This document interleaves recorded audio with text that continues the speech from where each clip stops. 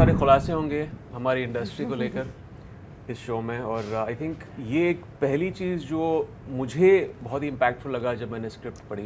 मेरा character actual में उन सुपरस्टार्स की एक झलक है, that how are they in their personal life. I think sir मेरे लिए ये बहुत बड़ी अपॉर्चुनिटी थी। तो मेरे सारे दोस्त मुझे क्योंकि मैं एक्ट्रेस हूँ तो बुलाते हैं, बोलते हैं अच्छा मुझे गॉस दो, what is a Gauss.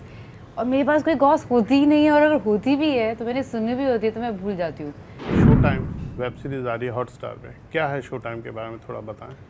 Well I think पहला जो मैसेज गया है हमारे ट्रेलर के तौर पे, आई थिंक वो एक अंदाज़ा देता है लोगों को, एक जो वर्ल्ड हमने क्रिएट किया है कंटेम्प्रेरी बॉलीवुड का। एंड बेसिकली ये बहुत सारे खुलासे होंगे हमारी इंडस्ट्री को लेकर इस शो में, और आई थिंक ये एक पहली चीज़ जो मुझे बहुत ही इम्पैक्टफुल लगा जब मैंने स्क्रिप्ट पढ़ी।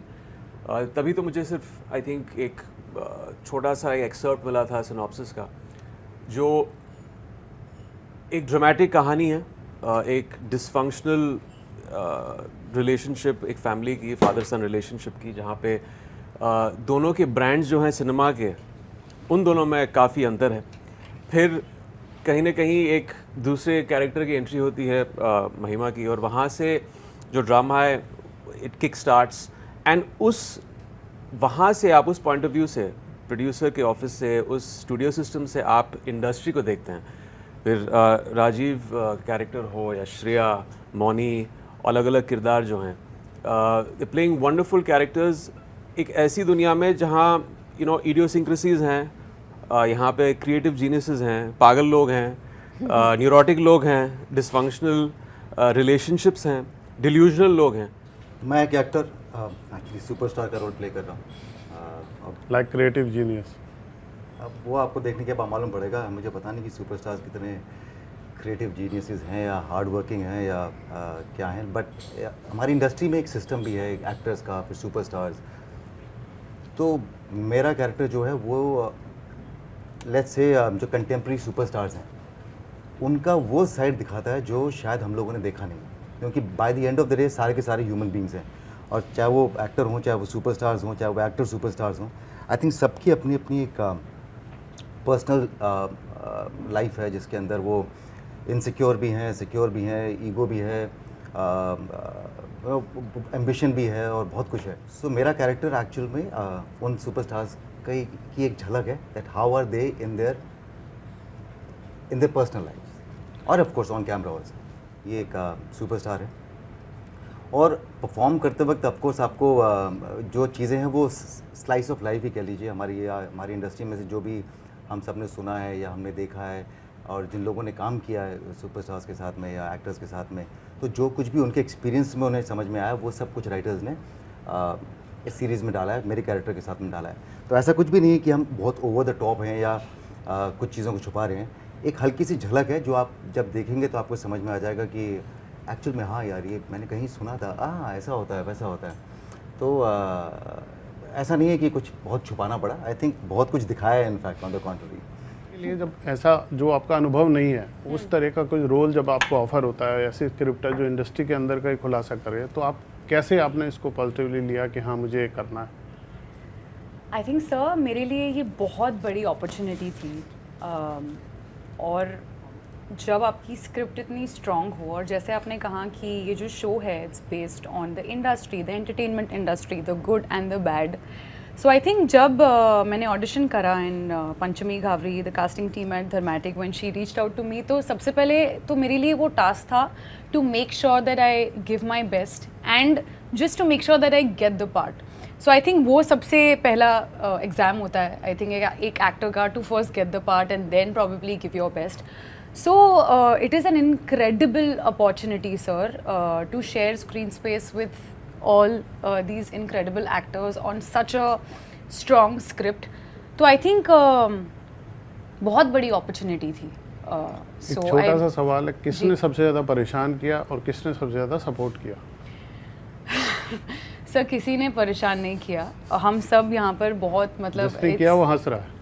नहीं सर, किसी ने भी मतलब ऑन स्क्रीन बहुत लोगों ने महिका नंदी को परेशान किया, that is for sure, Okay. But महिमा को बहुत प्यार मिला, बहुत सपोर्ट मिला। और जब आप सीनियर एक्टर्स के साथ काम करते हैं, उनको नोटिस करना, उनको ऑब्जर्व करना अपने आप में एक लर्निंग एक्सपीरियंस होता है।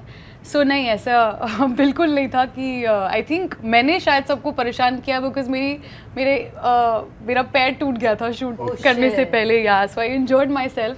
तो वो आप कह सकते हैं, बट नहीं, it was I twisted my foot and both my ligaments were slendered, so I was limping.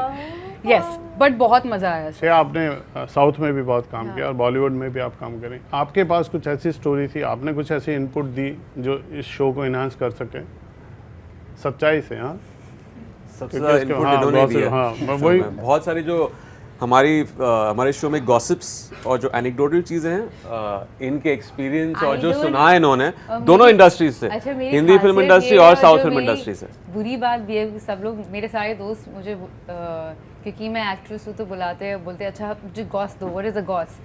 और मेरे पास कोई गॉस होती ही नहीं है, और अगर होती भी है तो मैंने सुनी भी होती है तो मैं भूल जाती हूँ। I just can't gossip, I can't, that's not me.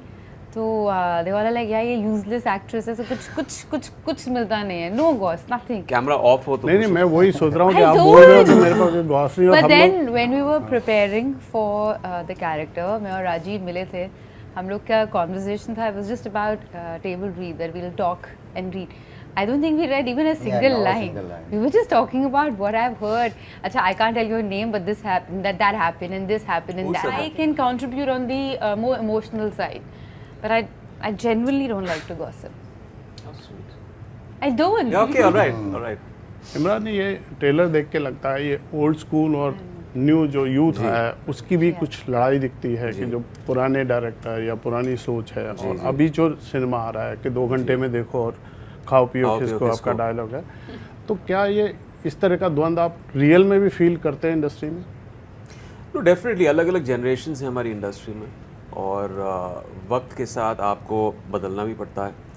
And जैसे मैंने कहा कि ये जो डिसफंक्शनैलिटी हमारे जो रिलेशनशिप, फादर सन रिलेशनशिप में ये है कि नसीर जी, ये कैरेक्टर जो विक्टर हैं, उन्होंने कंपनी को शुरुआती तौर पे उन्होंने अपना खुद का एक ब्रांड ऑफ सिनेमा शुरू किया था जो लव्ड बाय क्रिटिक्स, एस्थेटिकली बहुत अच्छा था, और उनकी एक रोमांटिक फिल्म में बनाया करते थे। तभी फिर जब उनका एक डाउनफॉल शुरू होता है, रघु मेरा कैरेक्टर सामने आके वो अपना खुद का एक ब्रांड असर्ट करता है मास सिनेमा का, तो वो कम्प्लीटली फ्लिप और ऑपोजिट है। मास सिनेमा इज़ फ्रंट बेंचर्स, ज़्यादा क्रिटिक्स पे निर्भर नहीं है, सिर्फ वो जो बॉक्स ऑफिस पे एक तरह से उसका एक बैरोमीटर होता है फिल्मों को लेकर। और आई थिंक हमारी इंडस्ट्री ख़ास बात और खूबी यही है कि अलग अलग जनरेशन्स के लोग हैं और एक तरह से सिनेजिस्टिकली हमारी इंडस्ट्री चलती है। हाँ, ऐसा भी हो सकता है कभी कभार आप किसी और की थॉट्स या उनका परसेप्शन सिनेमा का उनसे सहमत नहीं हो, लेकिन फिर भी वो कभी कभार चल जाता है। वो एक जो हमें लगता है ना कभी कभार कि कोई रिग्रेसिव होगा अपनी थॉट्स में, मगर फिर भी वो सिनेमा चल जाता है।